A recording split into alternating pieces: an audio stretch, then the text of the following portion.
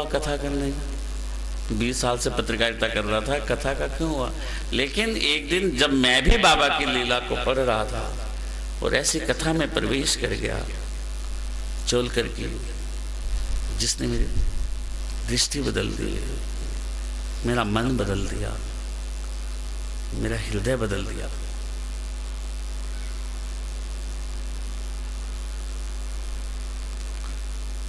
वो कथा थी चोलकर की। दास गणु, दास तो बाद में लगाया, गणु नाम का एक व्यक्ति था जो सिपाही था। बाबा से वो इतना प्रभावित हुआ कि पुलिस की नौकरी उसने छोड़ दी।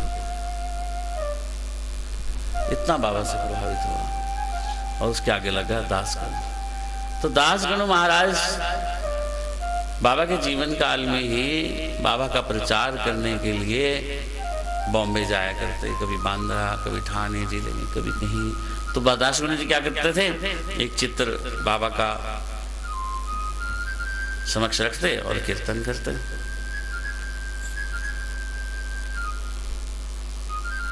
इसी प्रकार एक दिन दास गणु महाराज ठाणे जिले में एक मंदिर के अंदर कथा कर रहे थे, जिस प्रकार आज हम यहाँ कुलदीप धर जी के घर पर कर रहे हैं।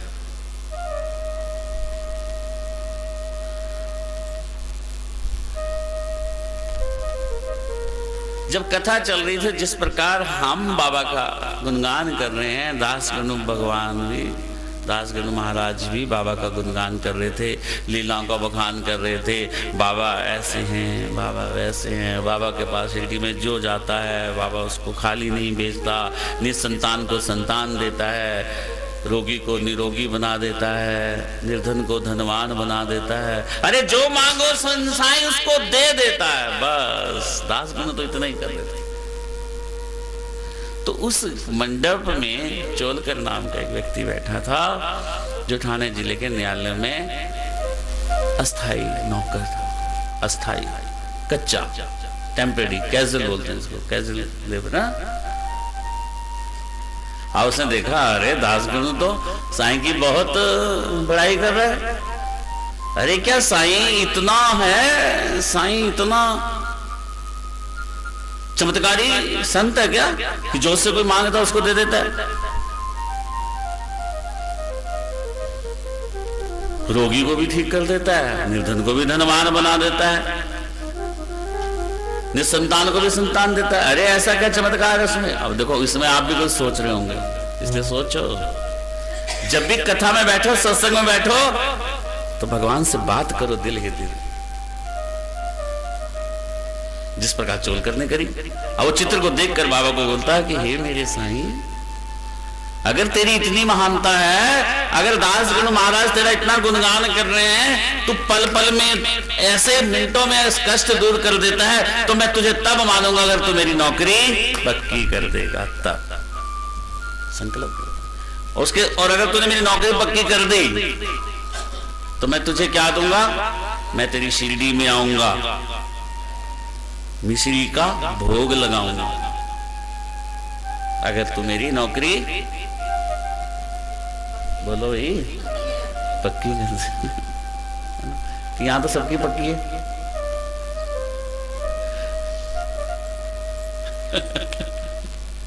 पक्की हो जाएगी, मांग ले आज इसका काम। इसलिए जब कोई जिस प्रकार का एक 4 दिन अभी और चलने का था, ये प्रत्यक्ष प्रमाण है कि जब कथा में कोई प्रसंग आ जाए जो आपके दुखों से अनुकूलता खा रहा हो, मेल खा रहा हो, उसी प्रकार आपका दुख हो, तो जिस प्रकार उस कथा के अंदर दुख का भगवान निवारण कर रहे हो, तो साथ ही साथ उस दुख का निवारण भगवान से कर लो कि जिस प्रकार तूने उसका दुख निवारण किया है वैसे मेरा कर दे। तो ठीक कथा के संग भगवान उसको पूरा कर देता है, क्योंकि सत्संग और कथा में साक्षात भगवान विराजमान रहता है। ये प्रत्यक्ष प्रमाण है इस बात का, मेरा नहीं है, बहुत संतों ने प्रत्यक्ष कर रखा है। जब चोलकर ने बाबा से कहा कि अरे साईं, अगर मेरी नौकरी पक्की हो गई तो शिरडी में तेरे में मिश्री चढ़ाने आऊंगा, तेरे दर्शन करने आऊंगा, तुझे नमस्कार करने आऊंगा, तुझे चरण वंदना करने आऊंगा, तेरा धन्यवाद करने आऊंगा। इधर उसने सोचना शुरू किया और उधर साईं ने खेल करना शुरू कर दिया। समय ने पलटा खाया, चोल करके भाग्य ने पलटा खाया। उसने विभागीय परीक्षा दी और उसमें उत्तीर्ण हो गया, इसलिए बहन को भी उत्तीर्ण कर दो। बोलो साईनाथ मां। भाग्य ने पलटा खाया, चोलकर विभागीय परीक्षा में उत्तीर्ण हो गया, नौकरी हो गई पक्की। अब क्या रह गया? हाँ, याद रखना, मिश्री का प्रसाद कहां जाना? शिरडी। अब शिरडी कितनी दूर?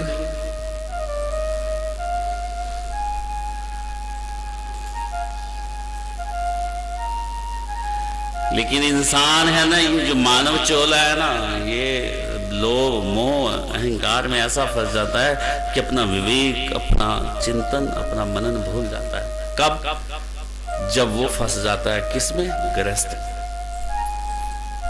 थाने जिले में कहा होता है कि गृहस्थ का घाट एक ऐसा है ना, आप कोई से बड़ी नदी को पार कर सकते हो तैर के, कोई बड़े से बड़े पर्वत पे चढ़ सकते हो, लेकिन गृहस्थ का घाट एक ऐसा है कि उसको पार करना बड़ा मुश्किल है। आज बड़े बेटे की कमीज फट गई, उसको दिलाई छोटे का बूट फट गया, तो परसों उसकी किताबें हो गई, चौथे बीवी को साड़ी दिलानी, पांचवें दिन कोई बीमार हो गया। चलता रहेगा, चलता रहेगा, सब कुछ ठीक हो जाएगा तो आपकी खड़ी गाड़ी में कोई टक्कर मार देगा। क्या करो? गृहस्थ का घाट एक ऐसा है कि कभी खर्च पूरा होता ही नहीं। ये बात इसके साथ लागू होगी चोलकर को भी।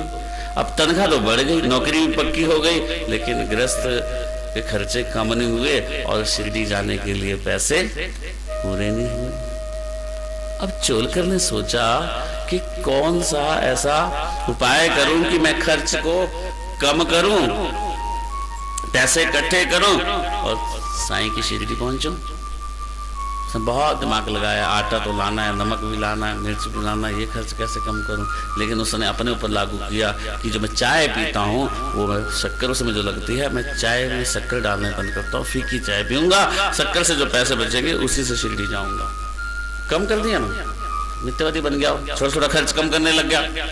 लेकिन शक्कर से कितना पैसा कम होता? एक आना, दो आना, एक महीना, दो महीना, कुछ महीने बाद, लेकिन फिर भी बूंद बूंद से सागर भरता। उसने पैसा इतना इकट्ठा हो गया कि शिरडी के लिए आने जाने का किराया और मिश्री का प्रसाद।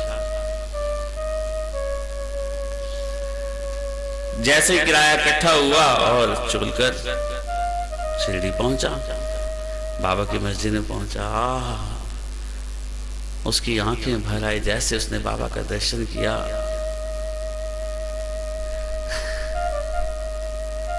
आंखों में आंसू आ गए कि हे मेरे साईं, तेरे आशीर्वाद से मेरी नौकरी पक्की हो गई।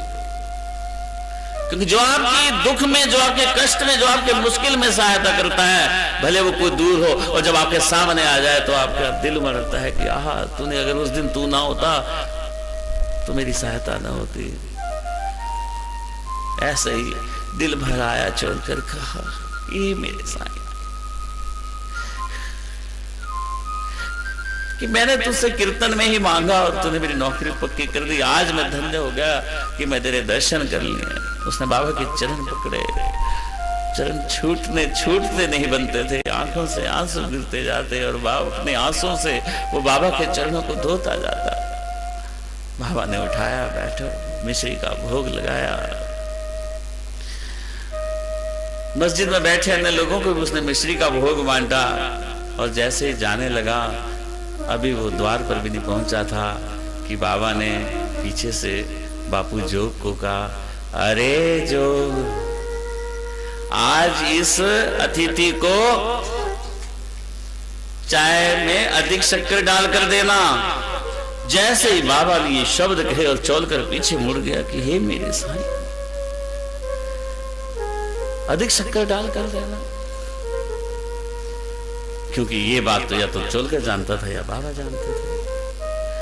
चोलकर ने पांव पकड़ लिए बाबा कि हे मेरे साईं, आपको कैसे मालूम हुआ कि मैं शक्कर रहित चाय पी रहा हूं? तब बाबा ने उपदेश दिया, मेरा भगत चाहे 7 समुद्र पार हो, लेकिन अगर वो हृदय से मुझसे कुछ मांगता है, हृदय से अगर मुझसे कोई दिल से बात करता है, तो मैं उसकी हर प्रकार से सहायता करता हूं।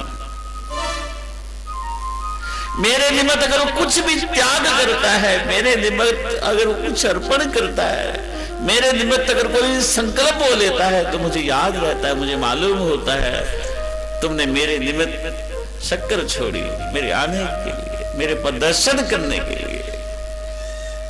इसलिए मुझे तुम्हारे हृदय की बात है याद, क्योंकि मैं अपने हर भगत के हृदय में वास करता हूं, मैं हर प्राणी में वास करता हूं। चोलखर ने बाबा का पांव पकड़ लिया और खुशी से बाबा से आज्ञा ली। तब बाबा ने उसकी सिर पर हाथ रखा कि जाओ तुम सुखी हो, जब भी तुम मुझे याद करोगे मैं तुम्हारी मनोकामना पूरी करूंगा। बस यही घटना थी जो मैंने एक दिन पढ़ी और मेरे मन में बाबा ने बीज उत्पन्न कर दिया कि अगर दास गणों की कथा में, दास गणों की कीर्तन में अगर चोलकर अपने बाबा से अपनी नौकरी पक्की करवा सकता है, तो क्यों ना मैं भी कथा करूं।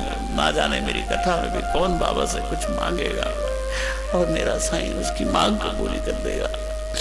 इसलिए हे मेरे साईं,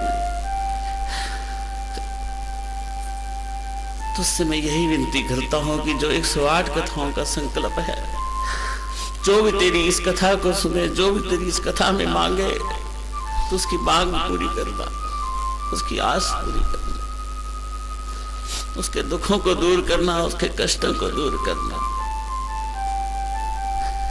क्योंकि ये मैं नहीं कथा कर रहा, ये तू कथा करवा रहा है, इसलिए तुझे अर्पण है।